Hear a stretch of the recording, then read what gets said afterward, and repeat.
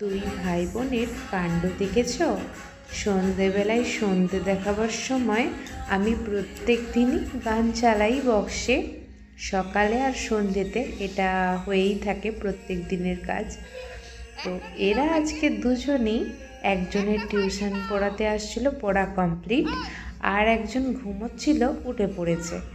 তো দুজনের মুডটাই একটু মানে শান্ত থাকার কথা, কিন্তু আজকে ব্যতিক্রম। দেখো, দুজনেই আগে উঠে এসেই মা গান চালাবে না? আমি বললাম হ্যাঁ চালাবো তো। যা গানটা চালিয়ে দিয়েছি, ওদের দুজনের কাণ্ড দেখেছ? ওরা গান শুনতে শুনতে সেই তালে এই দিক ওই দিক ঘুরছে। আর ওদের তো মানে পেখমও একটু যে বড় হয়েছে দেখে বোঝা যায় না, মনে হয় প্রমাণের চেয়েও ছোট। তো ওরা দুজনে দেখো কি কি নিয়ে মানে তাল দিচ্ছে গানের সাথে সাথে। একজন নিয়েছে টুল আর একজন নিয়েছে বালতি। দুজনে ওইটাকে নিয়ে গোল গোল গোল গোল করে ঘুরছে।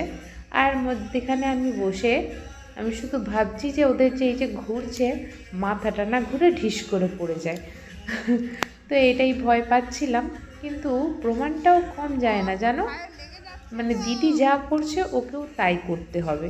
ও যে একটা ছোট, ওকে যে একটু ভালোভাবে একটু বসতে হয় সেটা নয়। দিদি করছে মানে আমাকে করতেই হবে, কোনো কথা হবে না। আর যত বড় হচ্ছে প্রমাণটা, তত কিন্তু ও ওর দিদিকে নকল করছে। ওর দিদি যেমন যেমন করতে পছন্দ করছে, ও ঠিক সেটাকে ভালোভাবে নোটিশ করবে, তারপরে সেম জিনিস ও করবে। তো এই যে গাড়িতে দেখছো, আমি পেখমকে বললাম যে ভাই বসেছে, ভাইকে একটু নিয়ে চলো। এর আগে যখন প্রমাণের গাড়িতে পেখম বসে, তখন কিন্তু প্রমাণকে বলে দিতে হয় না, ও পেছন দিক থেকে ঠিলে ঠিলে ওর দিদিকে নিয়ে যায়। মানে এটাই বেশিরভাগ হয়ে থাকে, কারণ প্রমাণ যখন বসে সাইকেলে, তখন কিন্তু পেখম ঠেলতে যায় না।